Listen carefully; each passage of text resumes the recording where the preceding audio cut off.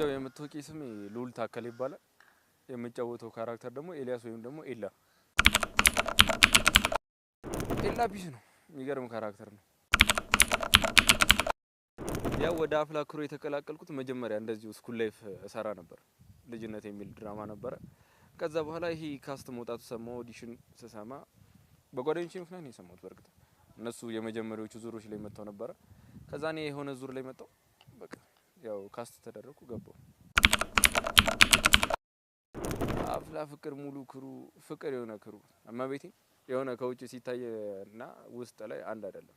እንዴት ነው ውስጥ ከገባን በኋላ በቃ ላይክ ፋሚሊ በቃ እና ጥግ ድረስ በቃ ተግባቦታችን ምናምን መግባባታችን ምናምን ስራ ጥግ ድረስ የምዕራፍ 5 ቆይታችን የሚገርም ነበር። ያው እኛም ምዕራፍ 5 ላይ ነው የተቀላቀልነው።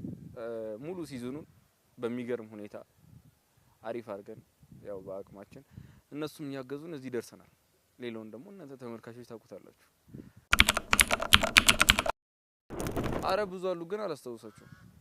በጣም ብዙ አሉ ግን እንዴት ነው በየቀረጻው ኖርማሊ እንደ ስራ ሲሪየስ ሆነን እንሰራለን። ግን ደግሞ ያው ሁሌ ሲሪየስ አይኮንምና እየሳሳቀም ምናምን እየጮትን ነው የምንሰራው እና ብዙ ናቸው።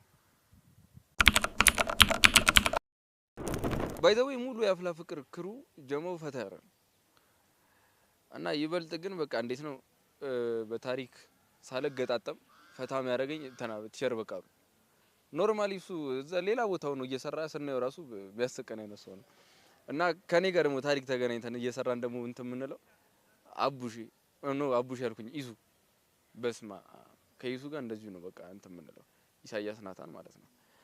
ኖርማሊ አንዳንዴ ኤሪክ ተገብቶ ራሱ ረጅም ሰዓት ያለ ማቋረጥ ምናምን እንስቃለን በትንሽዬ ነገር እና ኢሱ በጣም ነው የሚያፍታታኝ።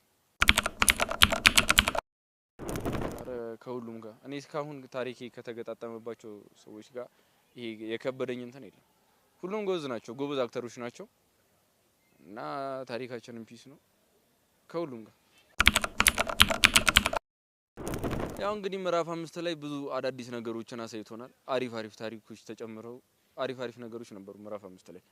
ምዕራፍ 6 ላይም ደግሞ ከዚህ ከፍ ያለ እንዴት ነው ያለንን ስም ደግሞ ከዚህ በላይ ከፍ የሚያደርግልን ስራ ጠብቃለሁ። መጀመሪያ የሆነ ሰዓት ላይ አፍላ ፍቅር ራሱ ሲጀመር ይሄን ክሩ መቀላቀል ፈልግ ነበር እና እድሉ ተመቻችቶልኝ ምናምን አሁን ተቀላቅያለሁ። ፈጣሪ የተመሰገነ ይሁን። አትለይምና እናታችንን ድንግል ማርያም የተመሰገነ ይሁን ስሟ። ከዛ በኋላ ያው የልጅነት ክሩዎች ናቸው ይዞኝ የመጡት እነሱን አመሰግናለሁ። ሌላ በቃ ሁላችሁም እዚህ ፕሮዳክሽን ላይ ያላችሁ ይመቻችሁ ተገረስ እና ደግሞ ጋይስ ይሄንን የልዩ ሲኒማን የዩቲዩብ ቻናል ሰብስክራይብ አድርጉ። 1 ሚሊዮን እንግባ። ከዛ 1 ሚሊዮን ስንገባ የምናሳያችሁ አሪፍ ፕሮግራሞች ይኖራሉ። እሱን ለማየት ሰብስክራይብ አድርጉ። ይመቻችሁ።